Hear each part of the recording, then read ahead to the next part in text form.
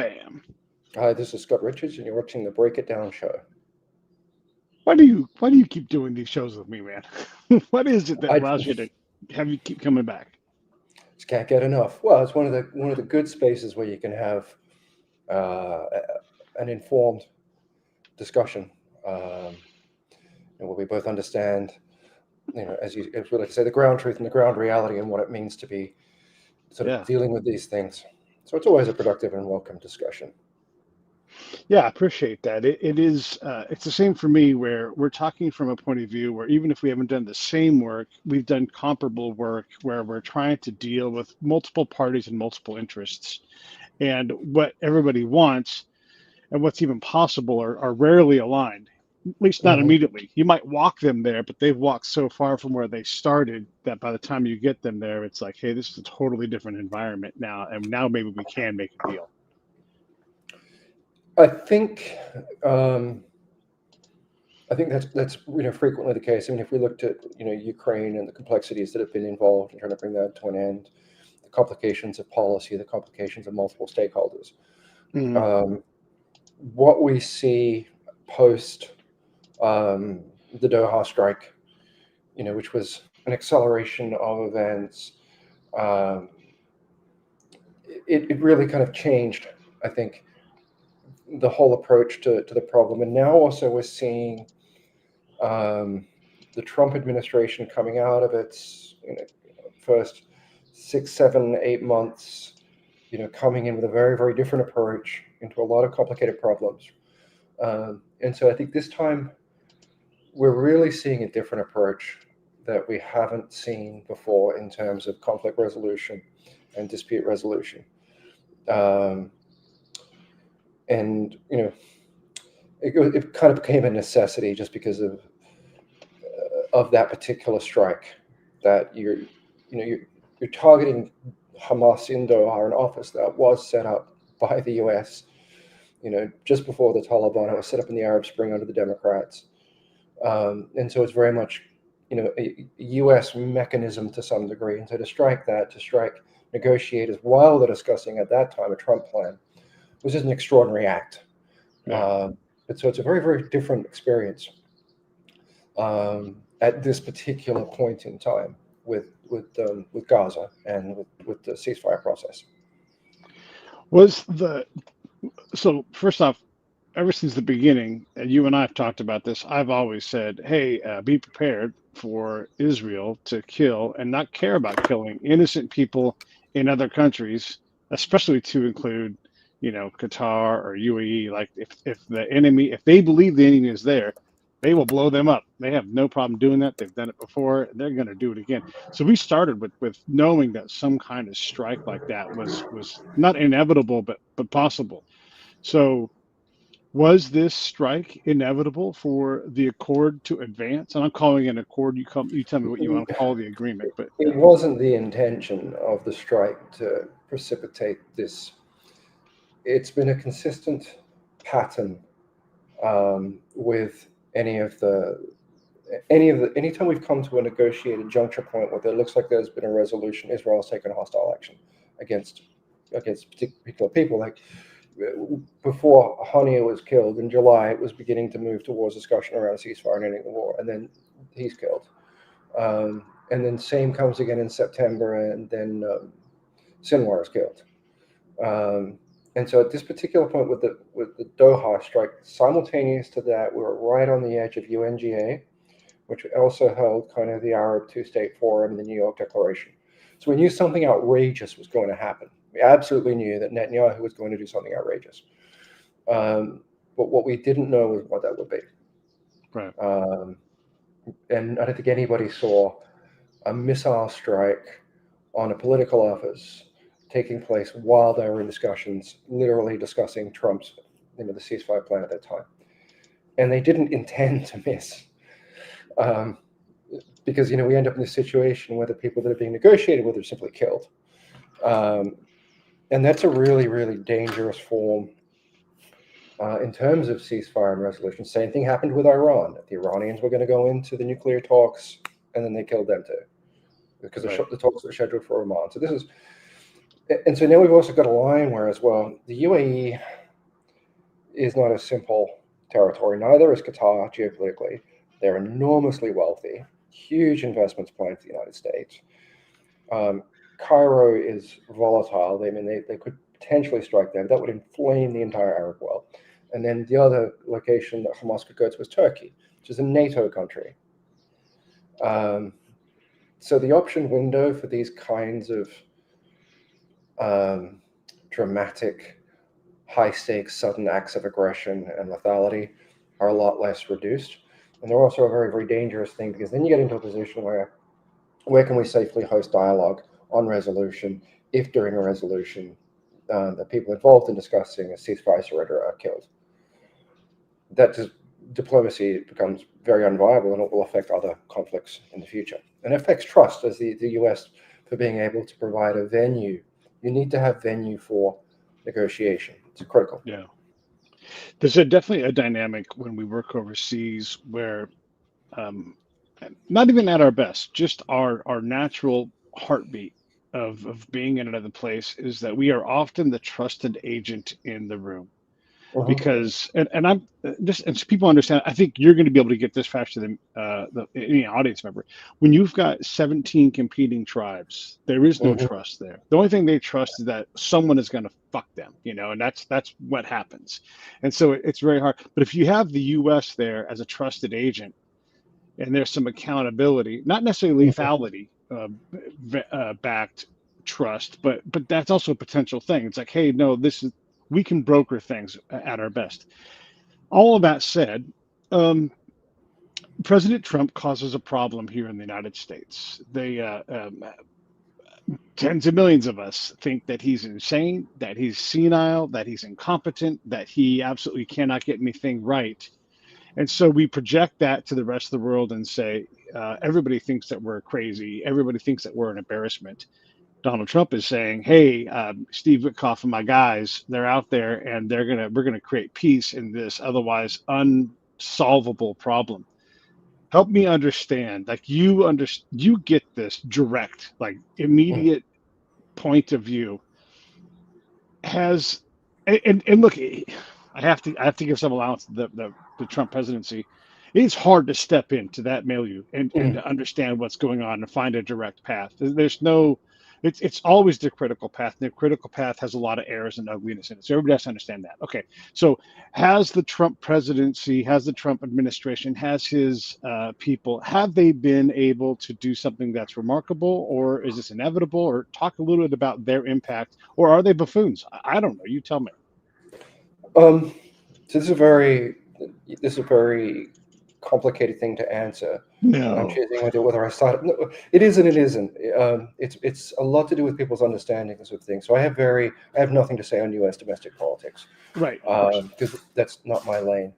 Right. Um, it's as much as, do I start where we are now, or do I start where the problems came from, and then what the Trump administration inherited, and then also what the Trump administration inherited after kind of the pressure the Biden administration put the Trump family under, and the way the president is a very personal man. So I've got to see a very different view of things that I'll choose selectively to explain. But we were working intensively under Biden, and we communicated, really the positions of Hamas, really the positions of the exit. So we knew September last year that Hamas was willing to transfer to a civilian authority. We knew this is when Sinwar was alive, September 10th. And this has been communicated from a very senior Hamas figure. There was an outline. There was a peace deal to be had. But Biden's administration was absolutely unwilling to constrain Netanyahu in any other way but verbally. They were unwilling to really lean forward on a hostage deal. They were unwilling to guarantee a deal across phases, because part of the issue then was trust. And so each time you'd get toward a ceasefire, or the smaller ceasefires that happened, they would invariably be violated, because there was no guarantee, no governance.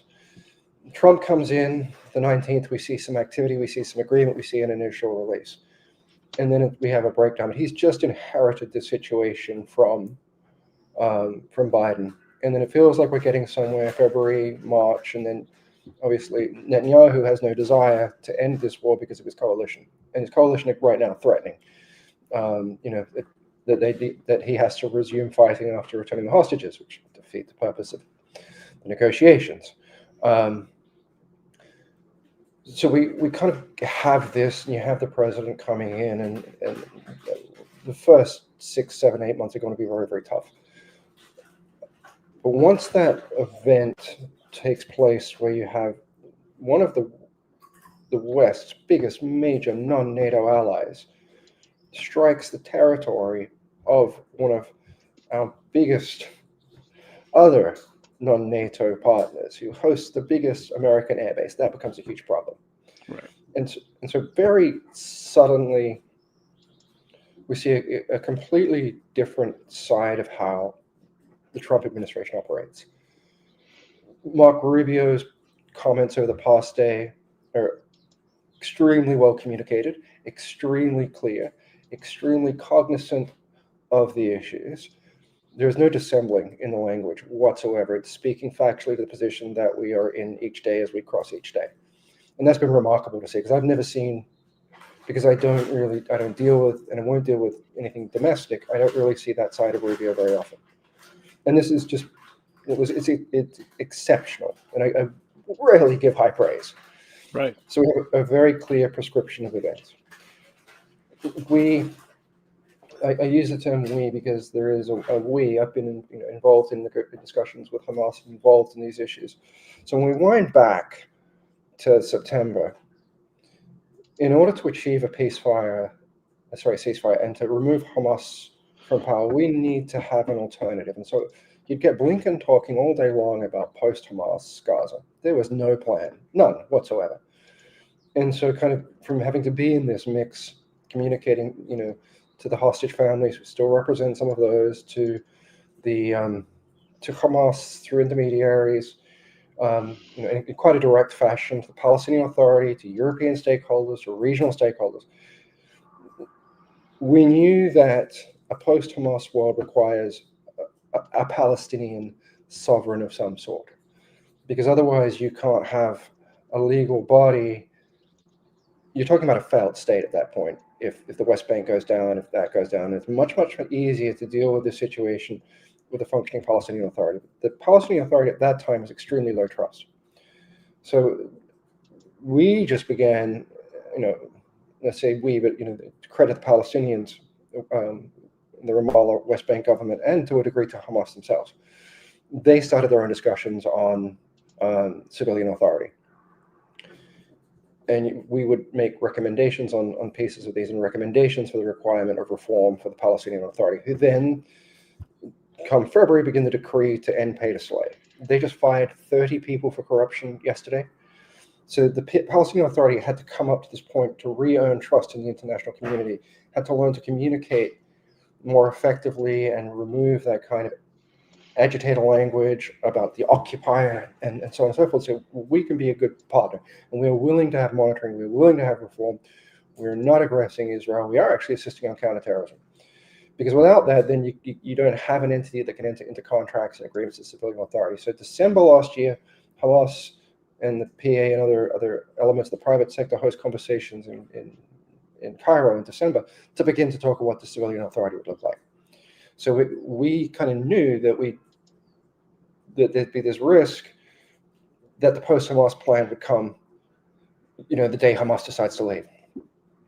Or other people would create a plan without consultation of Palestinians. And so this frame had to be built very patiently. And so now that that's there, this round in the ceasefire has just been a lot more about closing gaps. Okay. And looking at what Israel would react negatively to. We know they would not like UNRWA back, and that's a fair thing to have happen, because you can't have the radicalization come back from that education system. You have to have a new clean slate. You have to have a civilian authority that is neither Fatah or Hamas, but you have to have a civilian authority that's acceptable to the Palestinians, acceptable to Israel, and then acceptable to the regional stakeholders, and then acceptable to the United States and the European stakeholders. So that entity is a very complicated thing to stand up. But when you watch the behavior of the U.S. on this ceasefire, the very strong position that President Trump has taken with Netanyahu, the very clear position that they're taking with Hamas on certain issues, and the very clear communication. So when Rubio says that 90% of this is agreed, the remaining items are technical, that's correct. That's absolutely true. Because if you look at that 20-point plan, when does the IDF begin withdrawal? What date does that happen? When does it happen in the phase? When does the prisoner release happen? And then we get other issues like,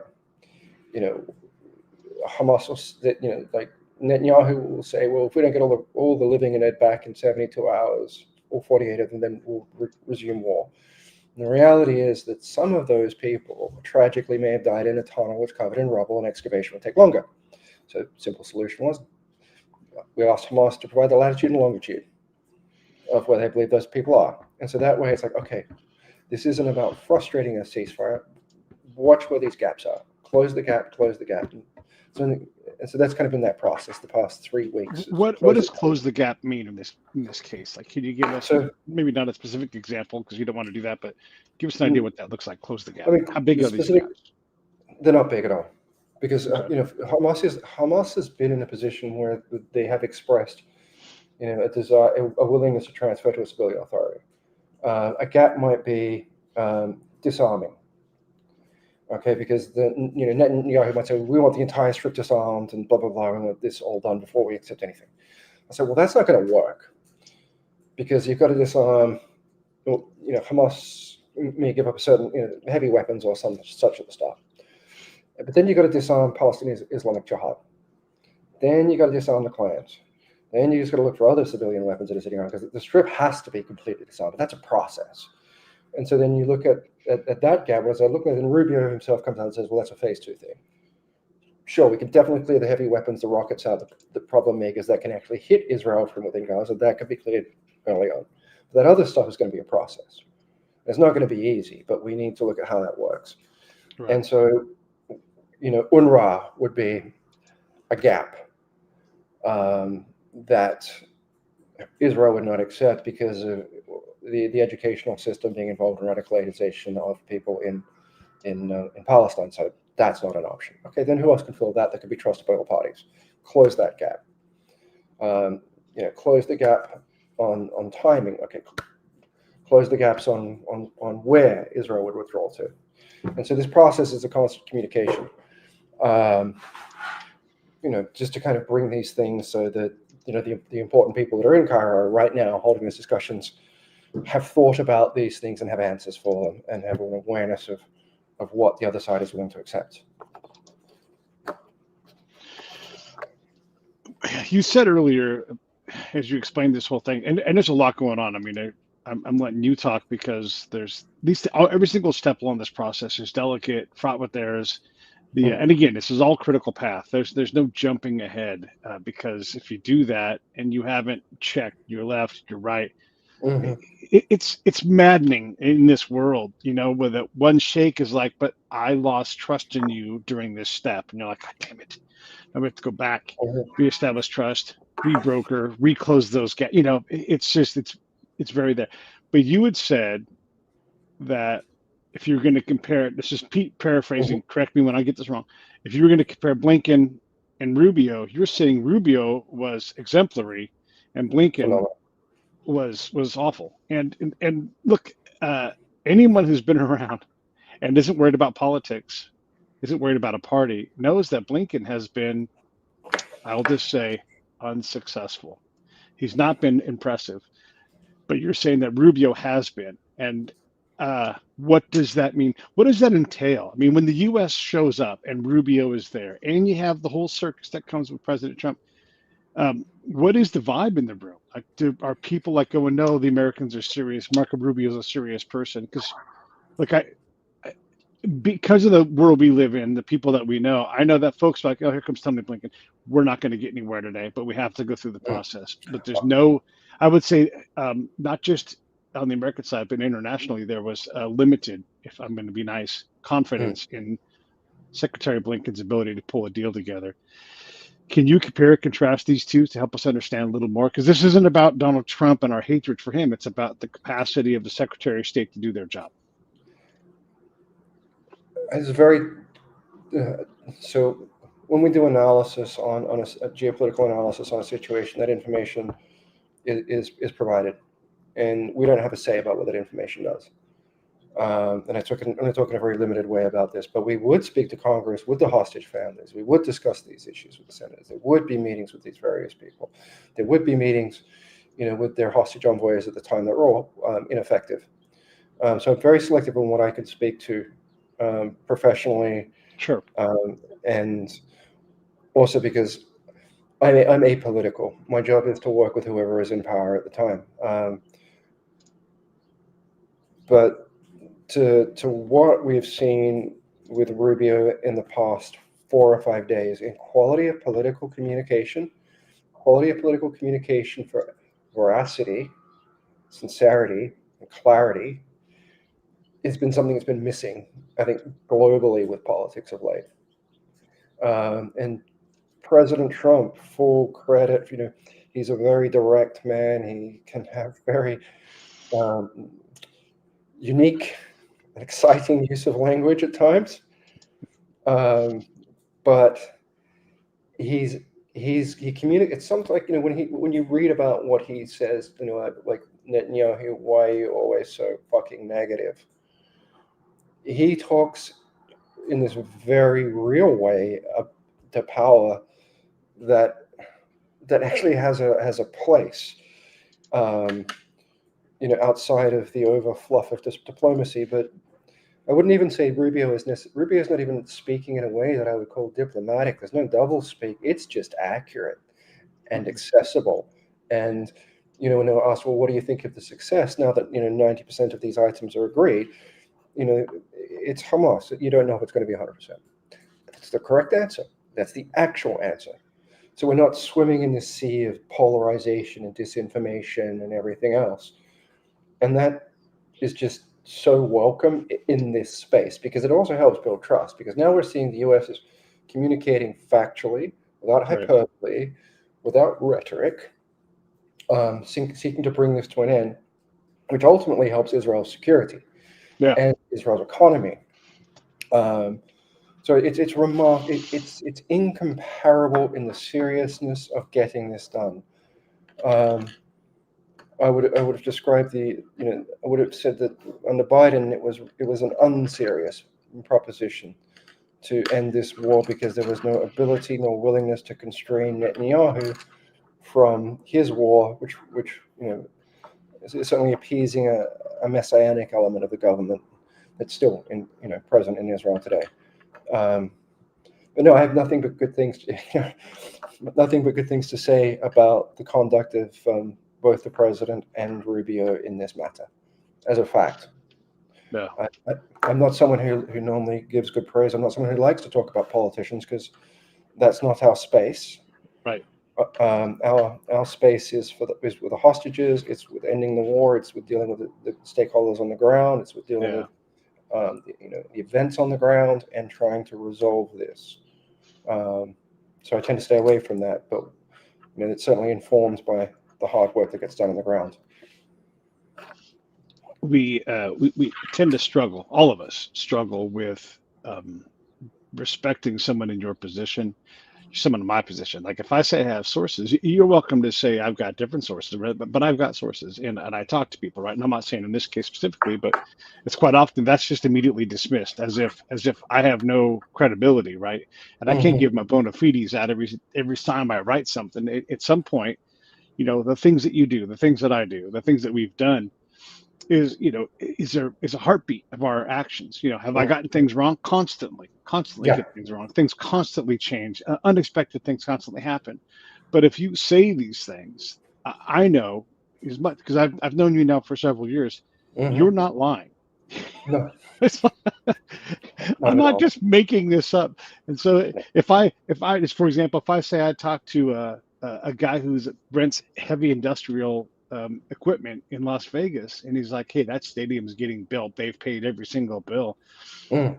It's not something you have to deny. You're welcome to say no, but then when the stadium's getting built and all the equipment is there, you have to go, shit, maybe Pete was right. Shit, maybe Yeah. Scott was right. Like we struggle with this, and it's more about us, not you and I, Hmm. but it's more about our own incapacity to accept that there are actually capable people in the room who are desperate Mm. to try to solve something, who don't really care about politics. Like when I say I'm apolitical, I really do my best to remain that way because I want to be above reproach. But if Hmm. people won't allow Scott Richards to be above reproach, if they start with you're a lying fucking asshole without knowing one thing about you, what I mean, does that even matter to you? It can't matter to you, right? There's no way It, that it, matters. it doesn't. So, with social media and these things, to the boundaries of what I can talk about for the purpose of healthy dialogue, I'll explain elements that I can.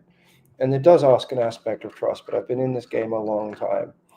Um, but when it comes down to communicating to the people that are actually involved, um, no, I can't go and give a name, and no, I'm not going to go and put somebody's life in danger. Right. But if you watch what gets said and then watch what happens, you'll be able to see, okay, those guys were right, as you said Right. with the stadium. But at the end of the day, we don't care Yeah. what if somebody says that, because I'll have to pick up the phone and we'll have to say, okay, we're monitoring this event, we're monitoring this political rhetoric, and we think there's a gap here. I need message delivered, readdress this, qualify this, or explain what you meant so that could be properly communicated and everybody's back on the same page, so we don't have, because there's a lot of it, particularly in sort of jihadist language and anti-Israeli language. There's the oppressor, there's the enemy. When Yep. Iran gets everything blown up for 12 days, they come back and the media will come and say, we defeated Israel. It's like, no, you didn't defeat Israel. You were basically forced to stand down so the whole region can go up in flames. You didn't defeat anything. Um, but their rhetoric will do that. At this point in time, that's not helpful, Yeah. because we need clarity, which is what I'm saying that's great about Rubio's communications and great about the president, is they are speaking clearly without rhetoric largely.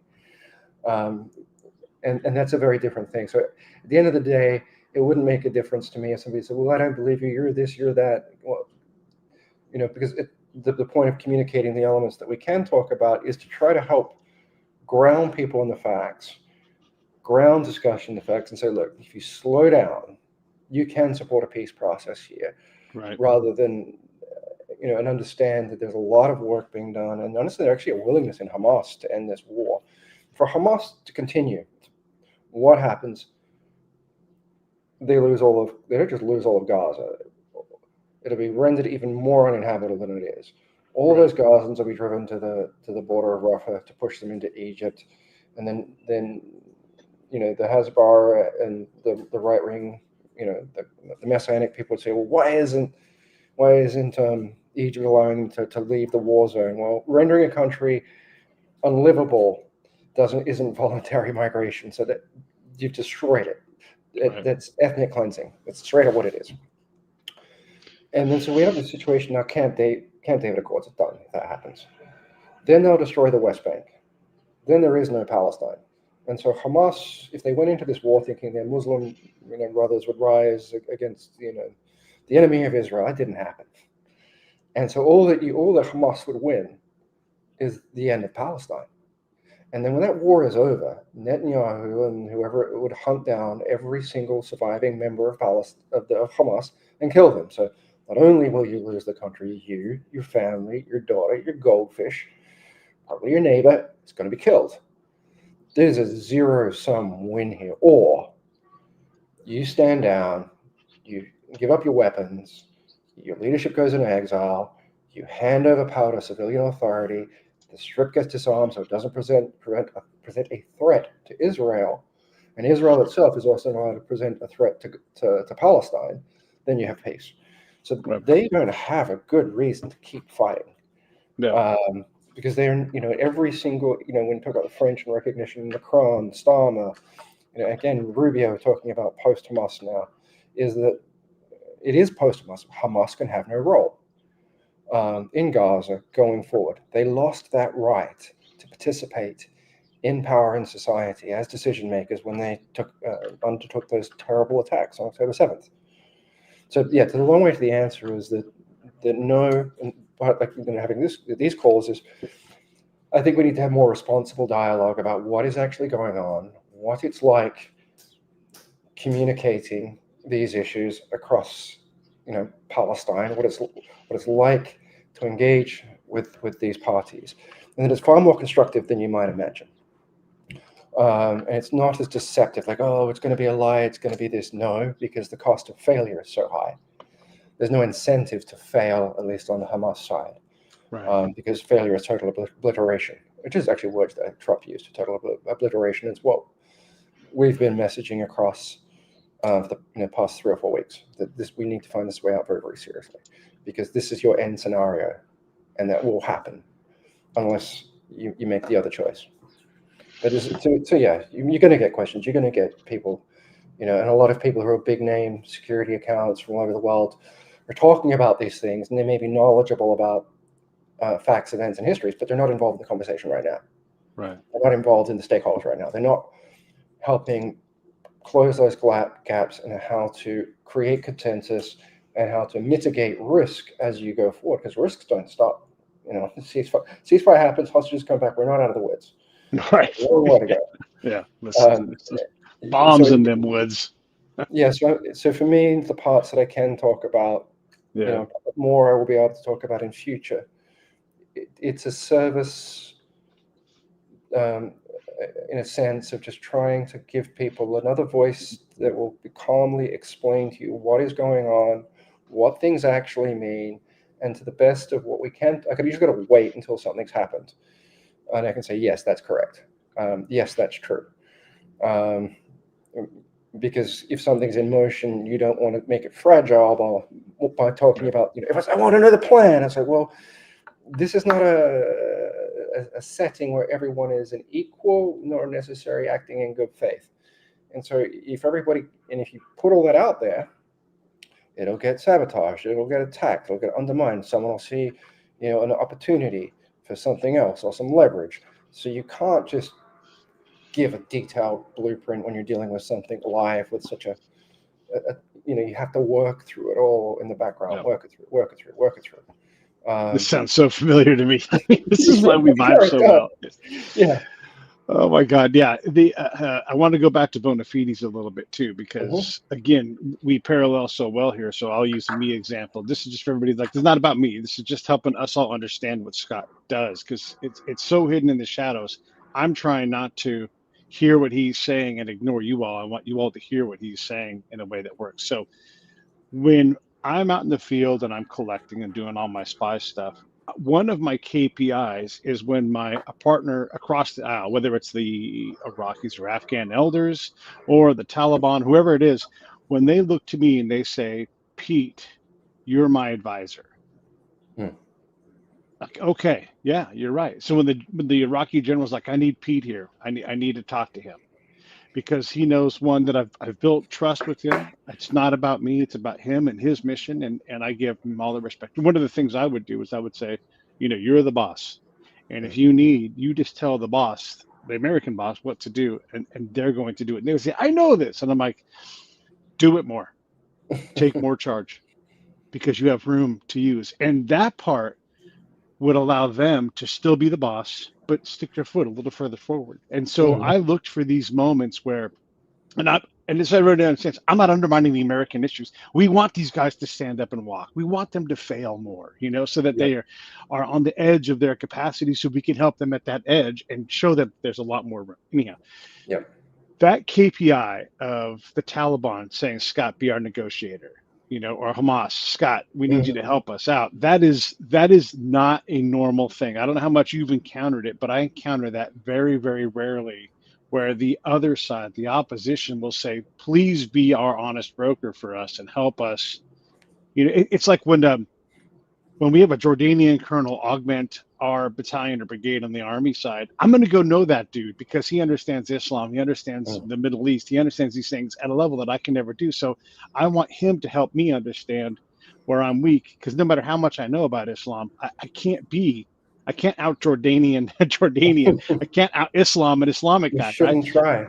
Right. So we know that, and we get that those things. So when someone is reaching out from the other side to say, Scott, help us understand this, help us accomplish this, what does that look like? Is that a phone call? Is it a meeting? Someone back channel with you? How do you? I It, guess I would say enculturate yourself enough that they will trust you to speak on their behalf or help them speak on their own behalf. and I mean, there's an evolution of it, and I can't say that it was a conscious plan or it was, intended to be this way. But sort of the first, we'd kind of been in the CT setting and more of the military way for about 6 years before going into Afghanistan. Um, in the military advisory way, I should say, in the contracting world, but not quite how that might sound. But so we were working a lot in anti-corruption and whatever else. And when we went into Afghanistan, it was very much host nation. And so that it was never, you're put into a position where you had to work with and represent the best interests of parts of Jaroa. And that kind of just really started that mindset of working for the people in the country that you're there for. And developing a reputation of just integrity and honesty. And I didn't take any money for the whole time I worked there, because I knew one day would come when somebody would say, "Well, you're just a paid shill for so and so," Right. because then you're seen as something else. So I just developed a reputation as being a very neutral actor. And there are a couple other people in the space that are communicating and helping, identify information or identify things, but they may not be seen as neutral as I am. Because at the same time that, we're dealing with Hamas on whatever it was, and many times we've had to try to solve a problem. I'm also working with some of the Israeli hostage families, and to this day, and I have an obligation to a father. I promise that we will help bring your son home, alive. And I'm looking forward to that moment, hopefully in a few days, that I could say we promised we would be here, that we would not quit, and we're still here. So I'm not sitting on a side of anyone but those who are suffering as a result of this war. And it also doesn't mean that we say anything differently to Hamas. Literally, it's like, message will be that if you do not resolve this, as that scenario I outlined is one that was provided, you will all die. And it's Right. very clear. And you will win nothing. And that's been relayed a few times. So it's not, but when they have come back recently in the way that you describe. I'm not sure I can explain the specifics of that document. Sure. But I read the document, I commented on the document, I wrote 5 pages of analysis on the impact of that proposition, because I was asked to help rewrite it. And I said, I'm not going to make recommendations for Palestinians, because it's your country. I can provide the risk analysis. I can outline in a neutral and objective way what we see as the gaps, issues, risks, benefits, challenges to this particular approach, but it's your decision, because I'm not going to be a Westerner that comes in and tells you how to have you have to decide your future. But I have said many times to many tribal communities, if you don't decide your future, someone else will do it for you. We will gladly do it for you. Yes, we will. That is Yes. so true. Just to kind of close the loop on this, I do the same thing with commanders. And so if I'm working for a commander, I'm desperate to be relevant to them. Otherwise, I'm not giving them something they can use. And when they go, Pete, what's the answer to the question? What's the answer to the puzzle? I'm like, no. I'm not an advisor. I just give you Mhm. information.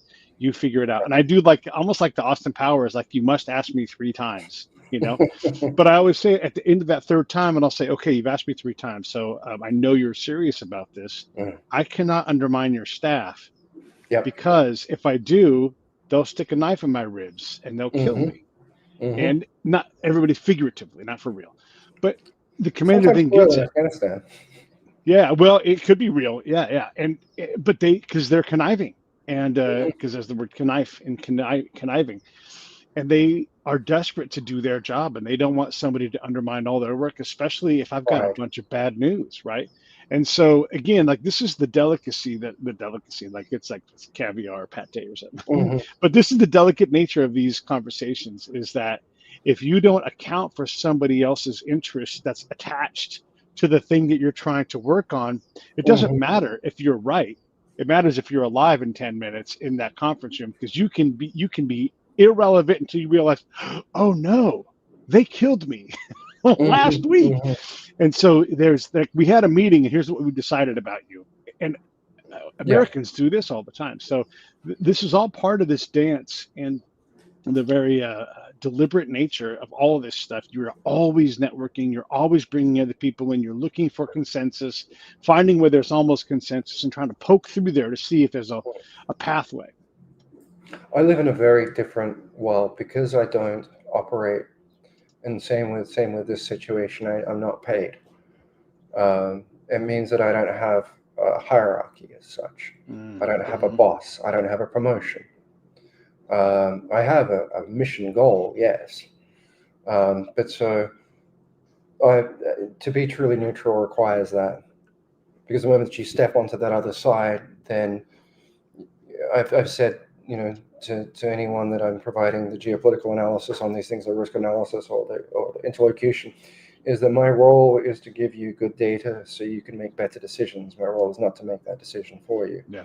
So I exist outside of that chain, but I get to exist outside of that chain where I can remain a trusted entity with the parties on the ground, with all the stakeholders, and not compromise that position at any point. But it does give us an ability to have conversations without having a direction. Like as soon as you come in as the U.S. government or the British government, you come in as this is this, whoever it might be, French government, German government. You have one way you can speak, one way you can say things. But when you're interlocuting and just talking and understanding and helping people understand and strategize for the goal to end the war, for the goal for whatever it might be, there's a lot more ways you can have that conversation. You just give a picture. There it is. There's the picture. And that picture is something that is usually distributed fairly universally. Because if I'm working directly for like a tribal group or whatever else, then like here are our findings. Not published in a sense like an NGO publishing on a website to make the donors happy. It's like, no, this is a briefing that goes to decision makers on this issue, and it's not classified. It's sensitive, yeah. Mm-hmm. It's not secret, but it's not useful at that stage to be a public document, because that becomes hazardous in another way. But it's also not untoward by having this element of protection around it. It's not overclassification or secretive for the point of secret. It's just because it's a live, sensitive event, and people are talking, and people are just starting to build trust, and then you'll get like the polarized political entities, this, everybody kicking and screaming, everybody reacting because they don't understand something, they don't know what they're looking at. It's not helpful, but it's not subversive. It's just, so it's kind of like, I don't know, I'm just lucky, and I'm not in that chain of things, and because I maintain good relationships and trusted relationships with the people who are affected by violence, Right. they will generally call me, so I'm a little hard to avoid. Even if people don't like me in DC, I don't really know. Don't pay attention. It's just hard to avoid. Yeah. It's not my job to be liked either. It's not my job. My job is Well, to help there's people. that too. Yeah. Yeah, I mean that you don't need a lot, and this is the part that again, this goes back to the being above reproach thing, and I don't want to talk about bona fides too much longer because we'll run out of time. But this is part of it. Like it's almost hard to believe that you don't need anything back for this. That you're doing this as a service to humanity, which is really what this comes down to. But Mm-hmm. again, your actions continue to be the same way. Like I'm not worried about politics. I'm not, and it's also true that Americans, we love to complicate shit. And so you're here trying to get us from A to B, and they're like, what if we put tuxedo in between A and B, Mm-hmm. and blueberry flapjacks? And you're like, wait a second, stop with this stuff.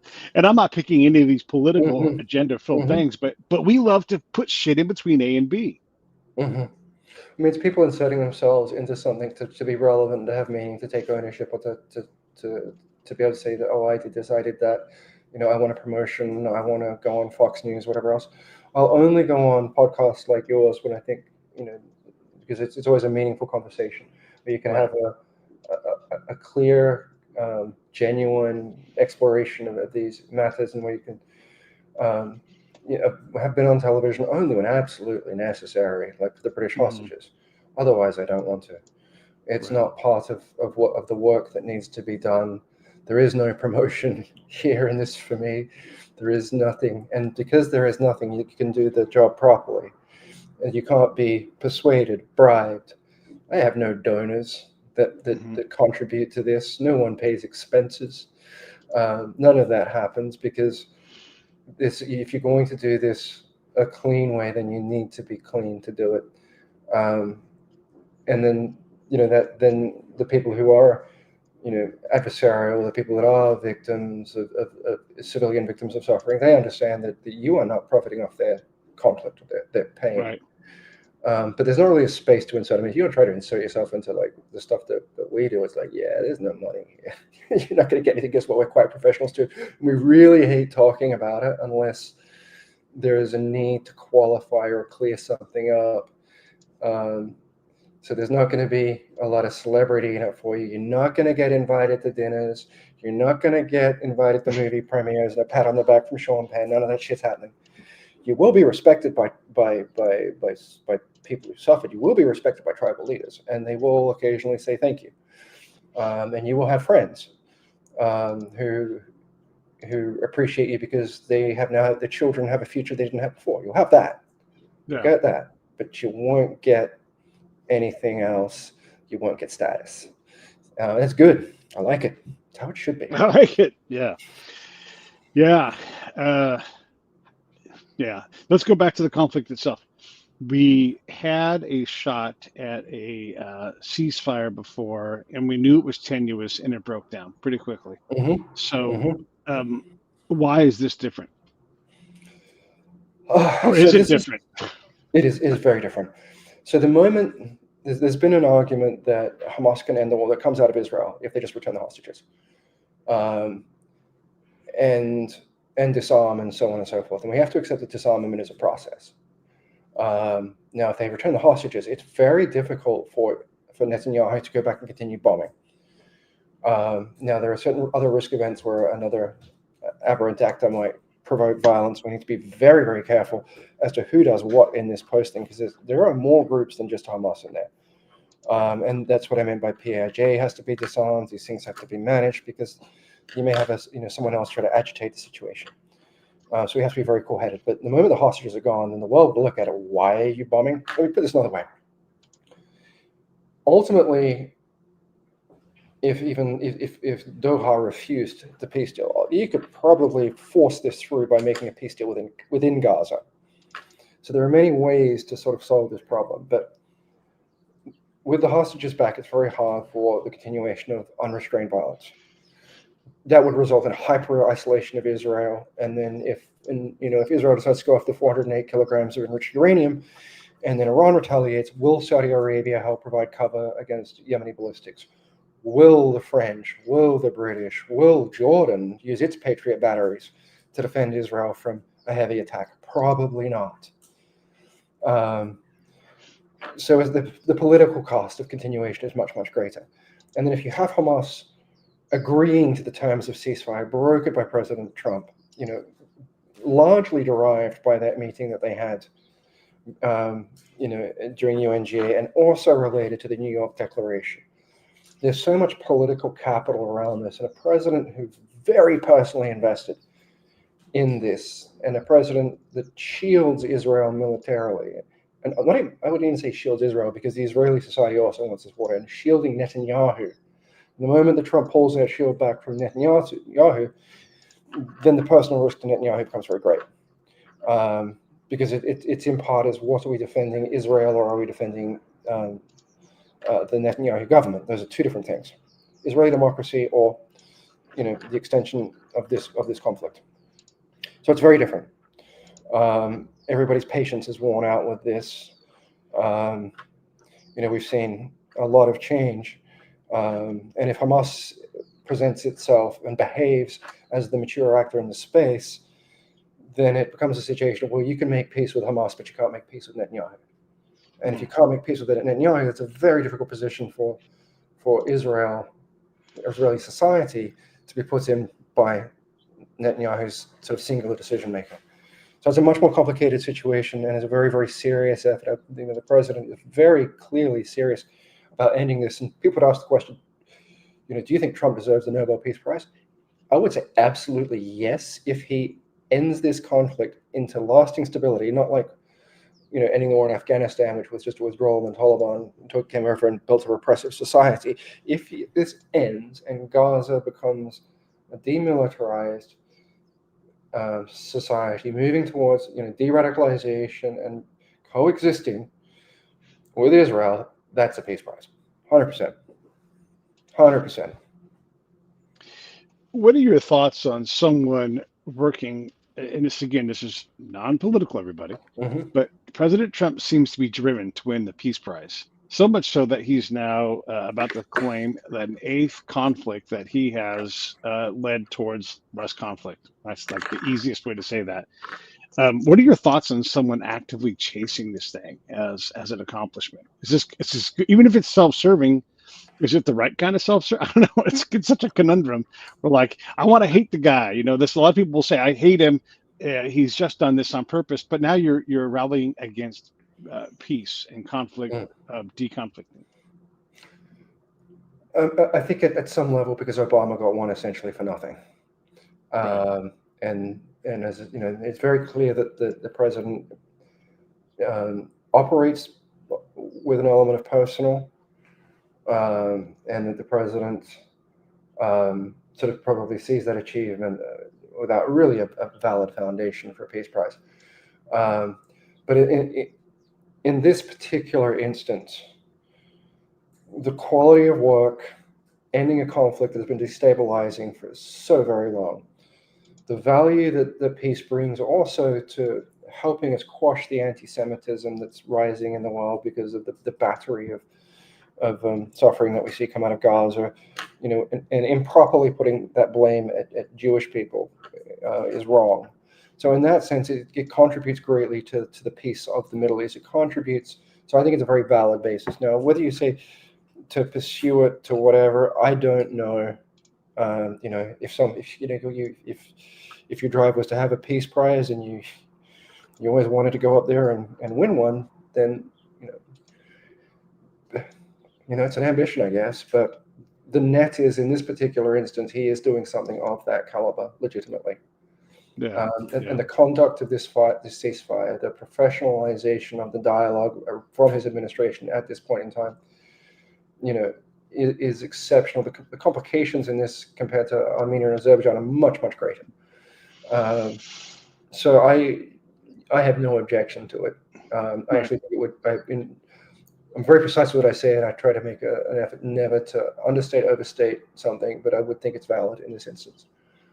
If he can manage it and it's lasting, has to be lasting. That's the key. He's a complicated man, and he's yes, and he's so, a complicated man. And I think Biden was a very monochromatic president, and when you deal with power, often there is a sociopathy, particularly for long-term leaders and certain types of leadership, and so to certain people who have held power for a long time and come back into power, even if it's democratic. There's an element that I've seen the president be responsive to human suffering on a very human level, which I haven't seen in a lot of leaders. To someone that is personally affected by seeing human suffering, and so that's kind of what I mean. I've got to kind of not so much see him directly, but I've got to experience the things around. I see him interact with hostage families, see him interact with people that I know very closely, or the hostages, and get to see that very human side. And whether that's enough for people to change their mind about it. The other things that he does or says is not my place to describe, but I can say that he's not a monochromatic president, and he's certainly that I think if the Democrats hadn't gone at him so hard and gone after his wealth, his money, imprisoning him, and so on and so forth, he would have been a very different president come this term. But you made someone feel threatened, someone who feels power personally, who feels pride personally, and so. But the maturation over this conflict. It's incredible. I did not expect, I will admit, I did not expect the quality and caliber of communication and clarity and transparency and actual fact-based assessment in a way that everyday Americans can understand what's happening. So you're saying you love Donald Trump? Very appreciative of their good work on this particular matter. I have Yeah, no yeah. opinion on anything else. I have I no opinion know. on what's taking place with Oh my God. ISO DHS or whatever it is they're doing in America. Right, Not right. my lane, and I Not my can't. lane. Not trying to make it my lane. I'm not an Yeah, and again, American, you're so I trying can't. to A to B something. You're trying to like, here's the problem. It's exceptionally hard to solve. We can work on fancier things later, but let's get to B because B is really fucking hard to get to. And yeah, Well, and so you get to say, with regards to that, he, and it's not just Donald Trump that causes the peace, right? He has to find the right Secretary of State. He has to find the yous in the world, and you're all part of this team. And a lot of that award, it's not going to go to Scott, but it'll go to Donald Trump in this case, and he will have built this team and then listened to them and done things. It's not.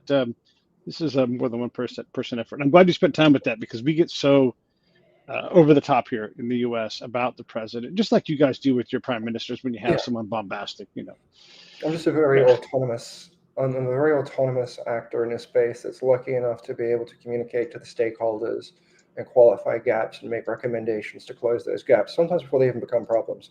There's a very right. specific thing that I do, and ultimately, I guess in a weird way, my commitment, is to the Israeli hostage families that we represent. It is to the families we tried to get medical assistance for in Gaza. It's to the people.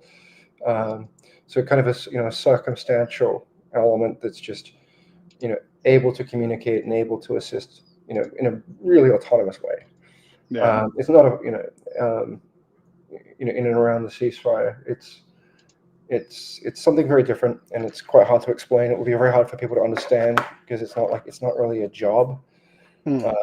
in the classic sense that it's it's being a trusted voice, in certain occasions, and in many cases, getting to work alongside incredible people from Palestine, who are committed to peace, who are committed to stability, and to just help them.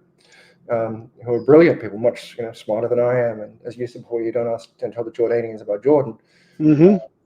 but just to be kind of participant in that, and just to kind of be just a different voice, that's spoken to these people. So if there's a question from somewhere, from what is the status of this? What do we need to be concerned with this? It's like, okay, well, let me Right. ask the people. Let me ask the people that are doing that, causing you that concern, and I'll tell you what they said.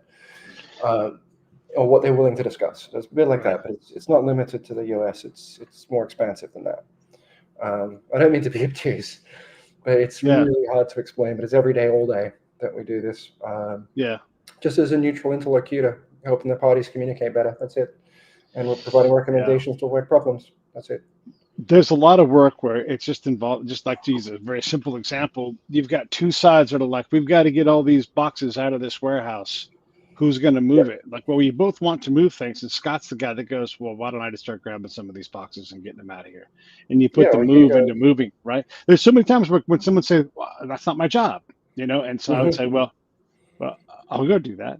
Like I use this example quite often, but it's just a good example. So we would say, well, we're gonna go paint the mosque, and that'll get people to love the government. And I'm like, are you sure? How do you know that? You Did you know? ask them? And yeah, did you ask him? By the way, did they want the mosque painted? Oh, you didn't ask them that either, huh? All right. Well, let me. So if I could, I would go ahead of the operation, and I Hmm. would talk to folks to kind of get a sense for where they're at. And I try to do a statistically relevant sample size, but if not, all right, close enough. At least I'm asking. And then I would go during the operation and to talk to folks, same thing. And then I would go after. And you'd never believe, Scott, that folks didn't abide what we thought they should abide at Yeah, penalty. we Like, did something nice for you that you didn't want, but yeah, because we did this nice thing you didn't want, you should be really happy with us because we didn't ask you what right. you wanted. We didn't Yeah, ask you if we did want the mosque painted. You didn't ask us what colors you wanted. right. Um, but yeah, it happens all the time. It's happening. It's happening in a lot of this stuff. But Yeah. when you look at some of the stuff that Trump has said, that's really quite extraordinary. Mm. Is that Palestine needs to be governed by people who, are Palestinian that live on the land.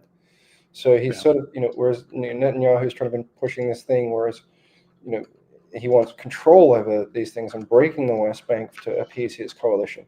Trump is saying no, and that's not Palestinian statehood, or the U.S. isn't talking about recognition. It's been defended or fought recognition to appease Netanyahu, but it's at the point where these people, if you want to have peaceful coexistence, these people need to have some degree of self-determination, say, in their own future. That's a very reasonable and serious understanding of the situation. Otherwise, it's just colonization, which go really badly in the region and the world. And it's showing the United States having a much more mature perspective on the lives of people, in a territory. We live in a Westphalian system where countries are meant to be the sacred element of our rule of law. And so this is really, one of the things I'd said to Congress with the hostages was that the price of this conflict cannot be to protect Netanyahu the cost of international law and rules-based order, which it has been until middle of September, October, and now we're starting to see, okay, if we don't want to wreck the global power, the global order of power and balance and the whole everything, because then when we have another conflict, we're not going to be able to manage it. Right. So these changes are subtle, but they're hugely meaningful. And that's kind of like when we're going to say, when we're looking at something that, is a maturation that's so fast, that requires us, I think, to look at the Trump administration, look at their foreign policy and say, this is showing something else now that's very pragmatic, that's collaborative. They've worked with Qatar, they've worked with the UAE, Egypt is hugely important in this domain. And they haven't, they consulted with these countries, they consulted with Netanyahu. So it's a very, very different process. And that's why you sort of see that a lot more welcoming, because it's a different way for the United States, rather than just being like, well, somebody inside State Department has designed the plan for the Middle East, and this is what we're going to do, and you're all going to listen to us, even though we just like chaos and mess everywhere. It's very different. It's quite extraordinary. So I always believe it's important to give, whether you, there's an idea in politics now that if you're say you're a Democrat, if you're a Republican, then you have to cheer every time that Trump does something because you're a Republican. You might not disagree with something there, but you might agree with something over here. But if you're a Democrat, you have to shut him down all the time. And if a Democrat did something good, if you're a Republican, you have to shut them down all the time. And this is just stupid. We should be able to say across a party when somebody made a good decision for the world or America. Yeah. We should be able to say that. Like, well, I'm not a Republican, but that was better. I'm not a Democrat, but that was good for the country. Yeah. And then we can get to those universalities of what's good for our nation. So it's same here in England with Tories and Labour. The idea is to sabotage the other from any kind of success. It's like, that's the worst way to run a country. We should just stop doing that. Yeah. I mean, the ability to get things right, and look, be skeptical. Like, I don't know if that's going to hold, but if it does, I'll take the win. It's just like we have this guy Scott Bessent who runs our secretary. He's our Secretary of Treasury, and it's got Howard Lutnick that is on the commerce side. I'll take every single win those hyper smart, hyper successful people can get. Are they going to make some mistakes? Yep, because that stuff isn't that easy. But every time they do something good, I'm like, damn, you know what? I'll wait for that to suck, because right now it seems like it's awesome. Just improving our relations overall. I don't want to get any more into politics though, because I'm not really worried. No, I think it's part of it. I think it's part of an important part of this discussion, because if you're completely anti-Trump and anti his administration, then you're not going to see the importance of what they're doing and what they're doing differently, and how this approach is good for the perception of America. Right. And because if every decision now and every statement is political, and seeing them operate rhetoric free, I'm not saying Trump talking about right now that, oh, this is Biden's mess. Biden left me this terrible mess. Biden. No, we're watching him get on with the problem, which is great. We need more of that. Yeah. And so they are connected, and we need to be able to have conversations, without polarization. And so it is an integral part of it, because, we're talking about how it is different across one administration to another, a Democrat government versus a Republican government. a very independent Republican in Yeah. Trump. So Yeah. it is an Yeah. important part of understanding it and understanding how to have conversations across lines. There are people who are, are hugely anti-Israeli or becoming anti-Semitic or being radicalized against Jewish people, which they shouldn't be. Yes, you can criticize Netanyahu's policies. I have many times, but I have, it's not criticizing the Jewish people. It's because they're out there protesting every single night since this thing began. They're against this war, and so we need to depolarize when we talk about these things. And there are people that are they say they're pro-Palestinian. They're not. They're pro-Hamas. Hamas's mission to destroy Israel. And well, that's not pro-Palestinian. That's just getting Palestinians killed. It's not the same thing.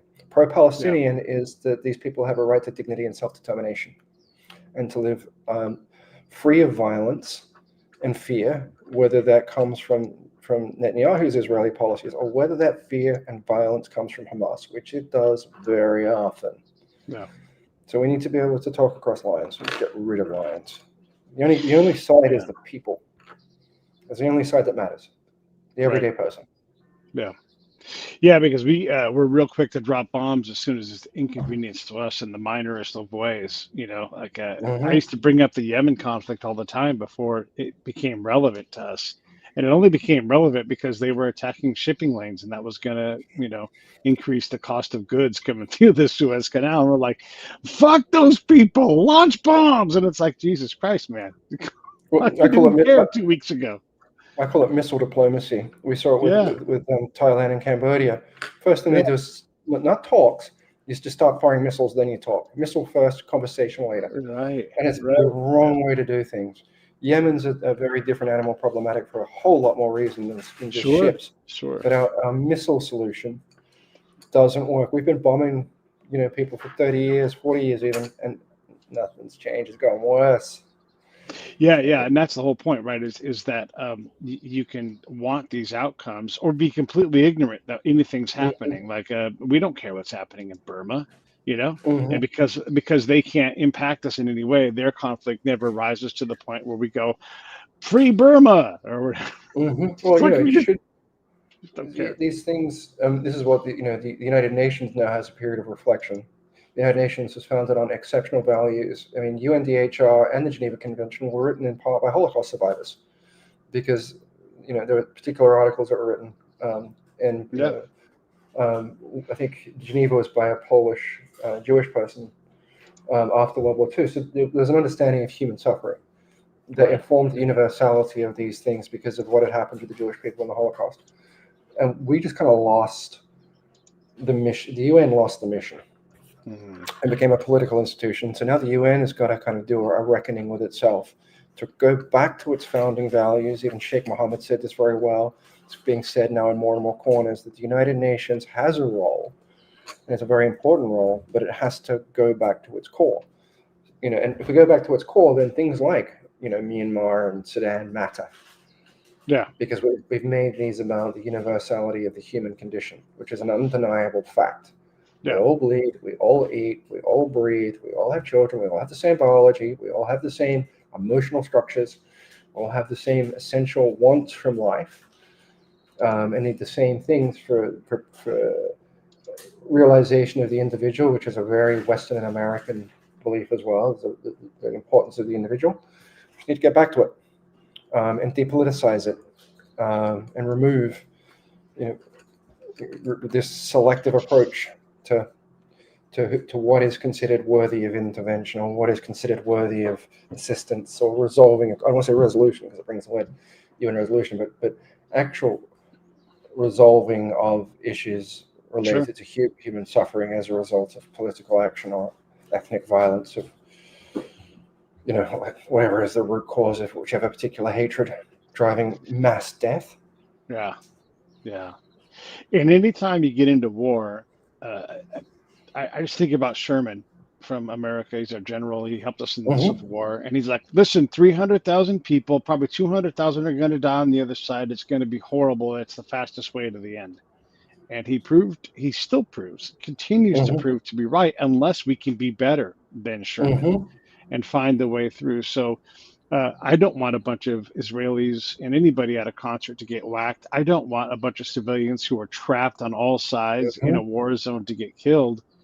But there is some number that's going to get killed. And as long as there's a will to resist, which Hamas and Israel clearly both have, we have this problem. And then you look at I'll just say the Mid East in general, and you see Mhm. this dominant in terms of war technology and capability, Israel.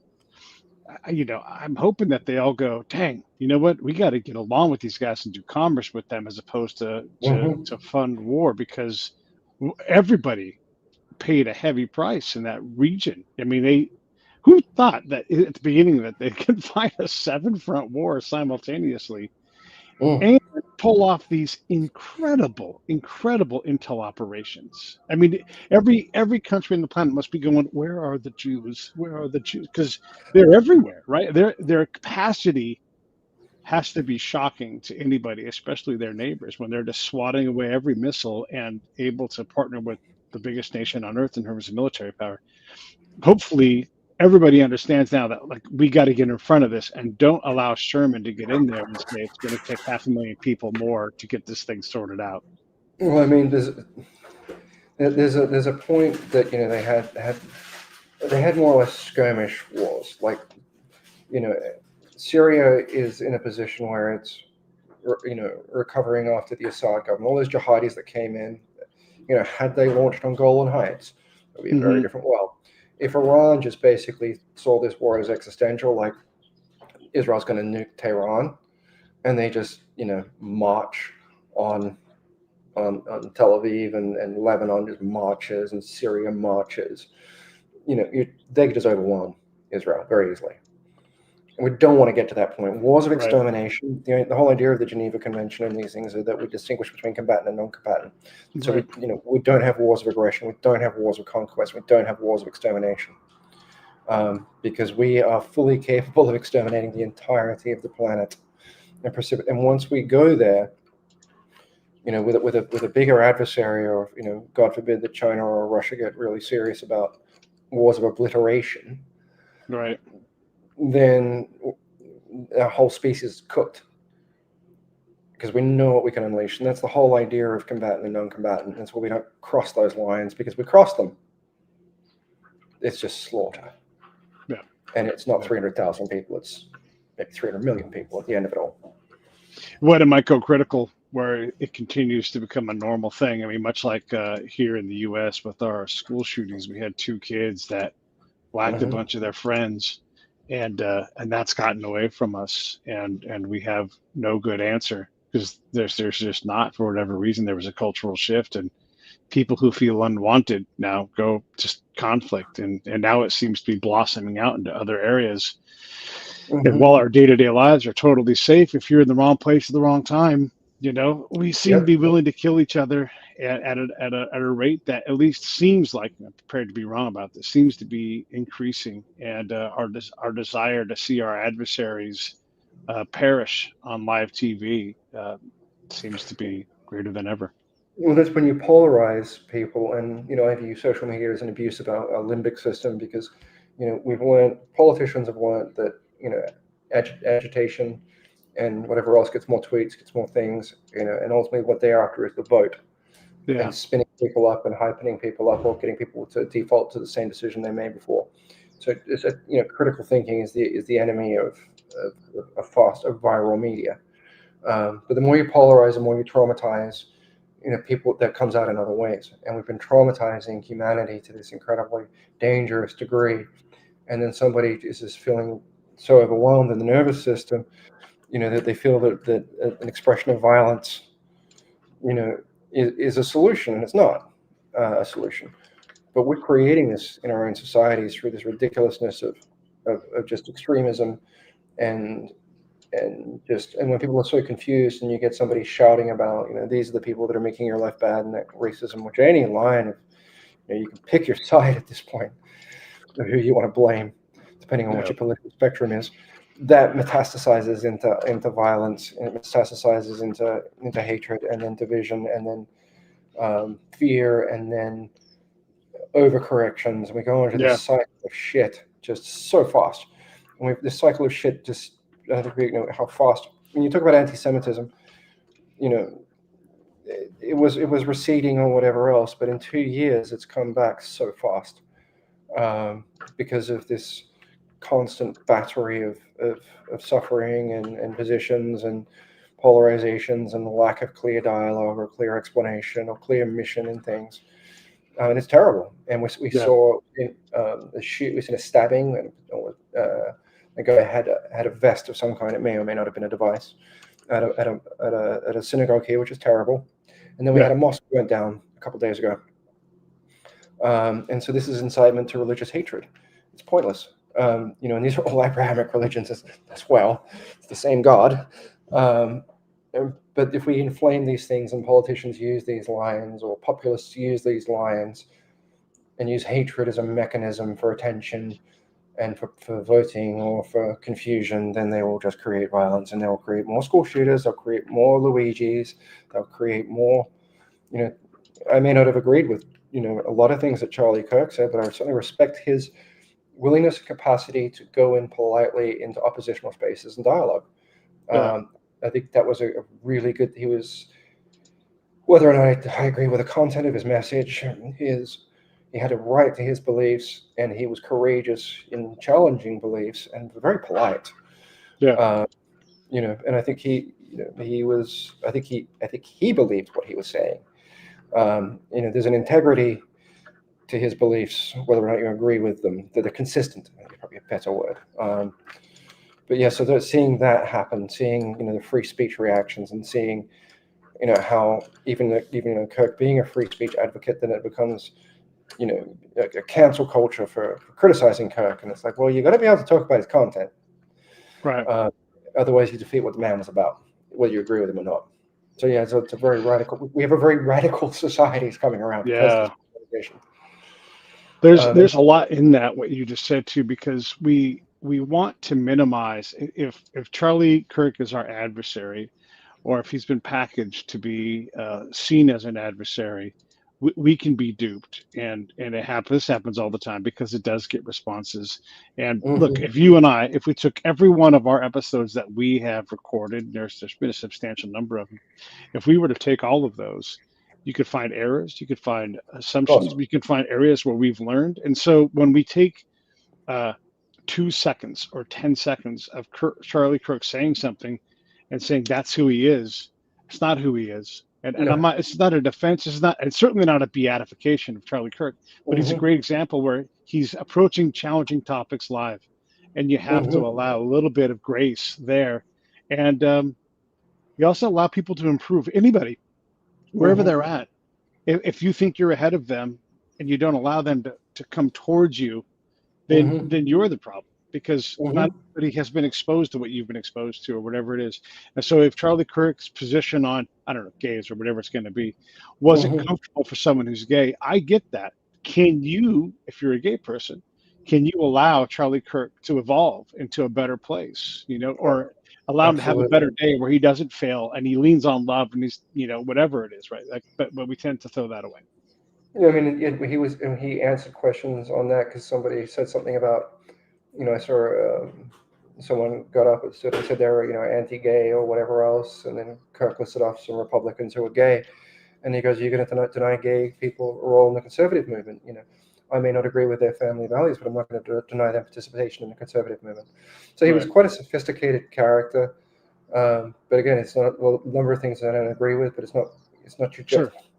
But I think he was, you know, nobody should feel threatened for speaking, and he was particularly open in dialoguing and particularly, well spoken and polite and and at least his paradigm was very consistent.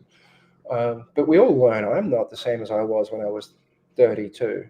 Oh my I've had gosh. another Yeah. almost 20 years of learning since then, Yeah. and I make it an effort on social media to talk to people that have different opinions to me. And if I'm clearly wrong, I'll make every effort to say, "Yep, thank you for correcting me. I see that I was wrong." Yeah. And willingness to listen to when somebody can explain to you why you're wrong, and take that on board and say, "Okay, I see that now. Thank you." They're Yeah. doing you a service. Yeah. But I'll go out on social media sometimes just to literally fight on topics because I want to understand the other side. Sure. Yeah. Because you need that input. Otherwise, you're just in your echo chamber. Yeah. Yeah. To understand what's driving it, what the true motivations are. Is this power? Is this money? Is this identity? And I mean, in my context, tribal identity.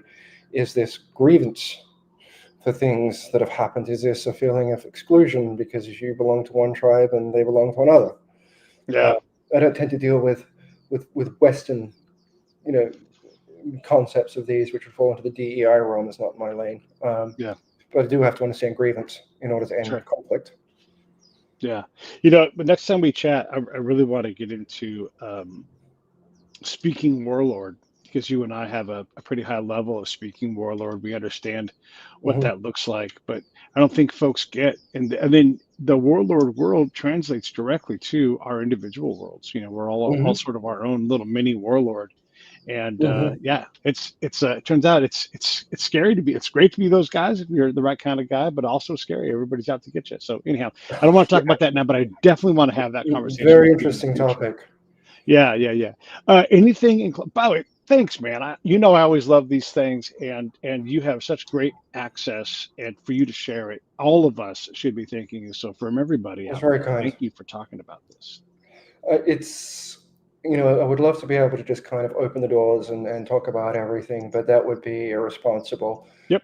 Um, but as much as I can give perspective that helps people understand what is going on, what the actual hurdles are, and to give credit to the current administration for being cognizant of those issues, and certainly mature about that, I think it helps. And it's nice. And I always sort of save these conversations for you because you'll contact me like, let's do a show.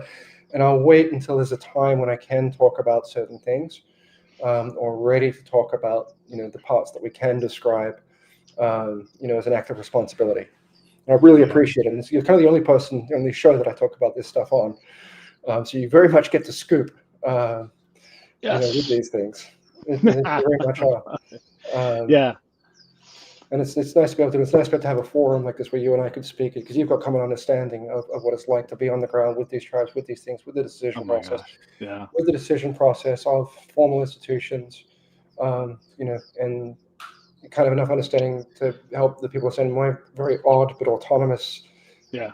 contextual role as a resource that just there to help make better decisions. I don't make decisions for USG. I don't make decisions for Europe. I Right. provide some advisory and a ground picture and references to why we think what we think and who has said what to us so that they can understand the stakes. That's it. I just want to say this last little thing, and then I really will shut up. But we work in the seams when we do these kinds of things, and I'll find myself in a room, and I'm like, how the hell did I end up in this? This is crazy in here. Yeah. And so then you look at the Rolodex, and I don't talk about the names, but I can say something. And when someone's like billionaires, this, and I'm like, I know billionaires, and Mm-hmm. you're not describing billionaires. Like I've sat across from them and see how much they care about things. So it doesn't absolve them of bad decisions or immorality, but Mm-hmm. let's not start with them only making bad decisions and being immoral. So I'll be in this room and I'm like, what in the hell can I provide these people? But Mm-hmm. sure enough, Scott, like they'll just start throwing down these ropes for me to climb up. And I'm like, oh my God, do they know this? Do they realize that? And I just kind of pick and choose, and it becomes pretty quickly very clear that these guys have no idea all of these things that they're missing because Mm-hmm. they're very object fixated or whatever it's going to be.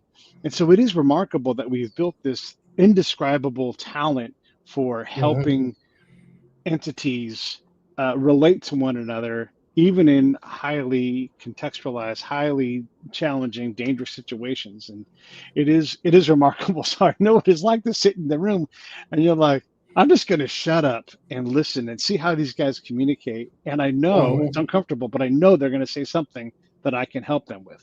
Absolutely. That comes down to you know, how do we help those that have the authority to make decisions make the best decision, which is your Yeah, billionaires. yeah, Um, yeah. on the hostage side, it's more simple. It's just about making families whole again, and that's the only mission. Right, Very, very simple missions. And how do we give you what you need to have the best effect? Because you and I are not the decision makers. We are not the right. policy makers. But how do we give them and help them understand the cost of decisions? Yeah, the cost. Yeah. Mm-hmm. Well, and And how so, complex and challenging. Like you're welcome to make that. That is a path. That is mm-hmm. a path. But Mm-hmm. in this case, let's not maybe run to that path. Let's take this step and see what happens. 'Cause sometimes you're Exactly. walking on ice, and it's like better to kind of poke the stick into the ice a little bit, as opposed to all we got to do is like, oh, whoa, whoa, whoa, whoa, Yeah, exactly. We want to go across that. Well, hey, that's a minefield. It may be 50 meters, but you got to go a kilometer around here, or you could spend 3 weeks right? demining it. Yeah. And is there a cost gain to having that 50 meters clear? Because now you can get trucks across that and save an extra 5 minutes. But, yeah, I mean, these are the things, and it really does come Uh, down to that thing is just helping the parties understand their positions, understand their costs, and then communicating that. That's pretty much it. And it's kind of nice to have a colleague that can get a simple encapsulation of what it is that you do, where we help people make good decisions in difficult situations and understand the cost of those love it. decisions. Well, Perfect. thank you Good to know very you as always. much. No, a bit of pleasure. Yeah, likewise. Hopefully, I'll get a chance to see you later this month, everybody. I'm going to SpyQ. If you want to go, hit me in DMs. I will get you a discount code. I think it's actually just go to SpyQ and type /bids, I think is what it is. But who cares? Do whatever you want to do. You guys know what to do. Thank you very much, Scott. I'll see you all. Well, actually, in just a little bit. We got another show Mhm. at 10. And Scott, I'll say goodbye to you in a second. Everybody else, I'll No talk problem. to A you in bit a of little bit. pleasure.